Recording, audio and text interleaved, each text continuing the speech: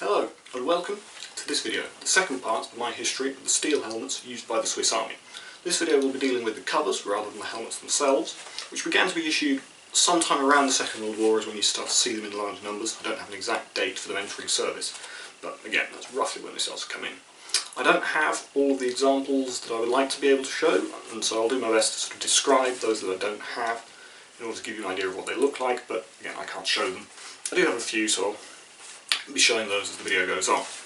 Now the first covers to be issued for steel helmets were made by cutting up the covers that had originally been made for the Shakos that were issued prior to the introduction of the M18 helmet. And these have quite a distinctive cut. I don't have an example of these because they tend to be quite rare and expensive because not many were made and they were very early, so lots of them ended up sort of disintegrating in service, being worn out, etc.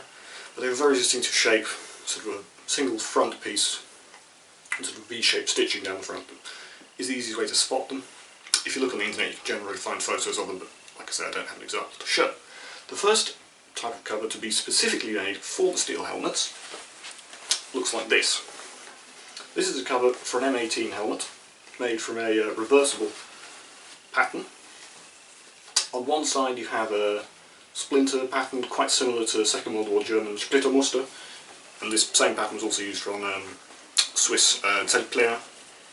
I don't have one of those either. On the inside you have a sort of brushstroke style pattern that's useful in different conditions, different terrain, different seasons. And again you can sort of see the shape of the M18 there. It's tightened simply with a drawstring. This goes around, tucks just inside the rim. You pull it tight, tie a knot, and it holds it securely on the helmet. Now this system of attachment is the, as I say, the earliest, but you do, after a short while, see the introduction of versions like these, which have hooks. And this is the same pattern, same design of the covers. The only difference is that they have hooks rather than a simple band. Again, they're reversible. The hooks simply pull out, twist, and then fit on the other way up. This particular example is missing the front hook, but they should have 5 hooks. Any cover with 5 hooks is designed to go on an M18. If it has 4 hooks, it can either be for an M48 or an M71, depending on the specific example in question. These all have, and this is common to all the helmet covers, they all have a band around them with loops that you can sort of stuff grass, leaves, twigs, etc. in to break up the outline of the helmet and improve your concealment in the field.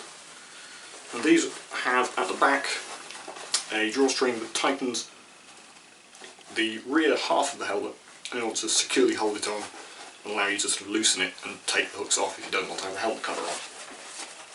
These were mostly produced with this reversible pattern, although you do occasionally see single-sided helmet covers that have a plain green or white layer inside. I've only ever seen those with hooks, not with drawstrings, but I don't have an example of that. But essentially the same outer pattern printed on them, but on the inside no camouflage.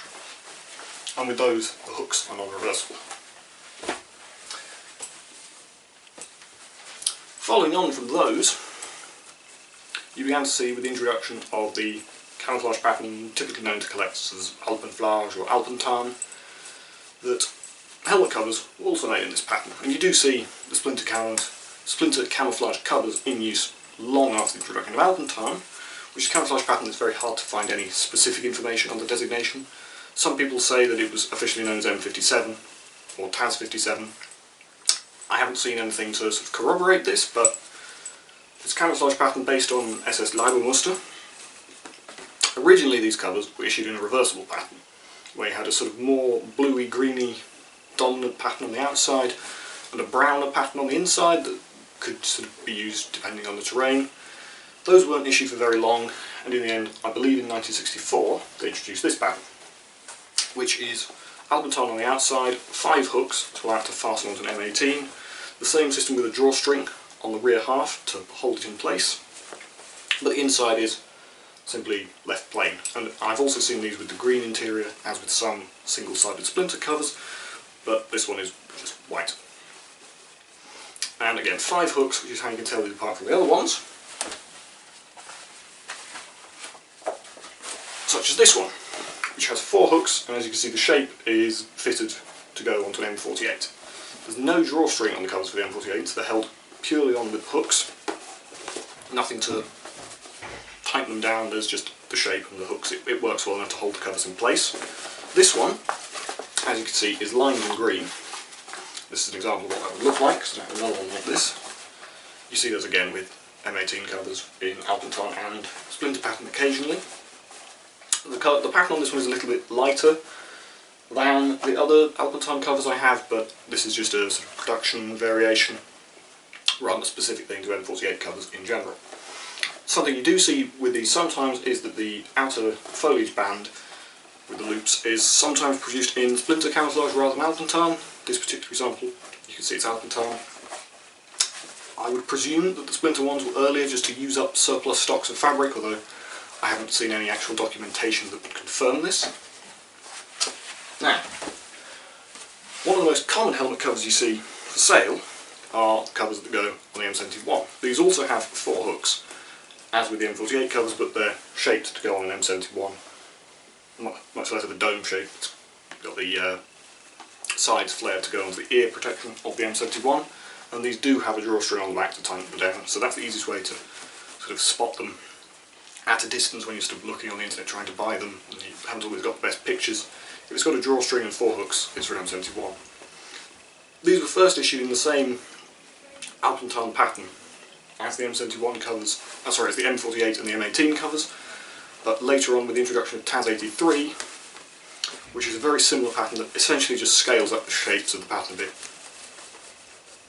Then the covers were made in that. I don't have an example of that to show, but I do have an example of a field shirt, and you can sort of hopefully see the difference in pattern there. Maybe not the easiest thing to see because it is quite subtle, but again there is a slight difference there. Covers for the M71 continue to be issued with the Alpenton pattern up until the introduction of TAS 90, when the same style of cover was maintained in terms of cut, but they printed it with a new camouflage pattern and continued to issue those out until the early 2000s, when the M71 was replaced. Those covers are much harder to find, although they are out there.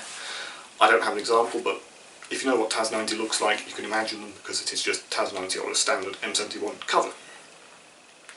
Now, while those covers are all designed to fit specifically on certain helmets, as you can see, the 5 hooks holding it securely on an M18 here,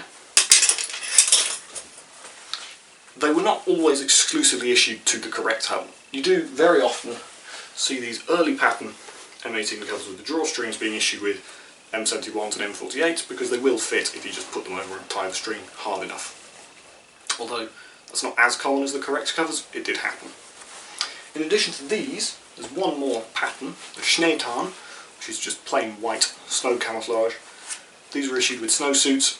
As far as I know, they never made them to specifically fit the M18, although presumably because it's the same drawstring design you could put it on an M71, or I don't believe I've ever seen a photograph of this. I don't have an example of that to show either, but it's a very simple thing. Looks like an M18 cover, perfectly standard, but plain white, and doesn't have a foliage band because you don't need foliage to hide in the snow. That's really all there is to it with these covers. There's not very much to talk about. I hope you found this video at least partially informative. Goodbye.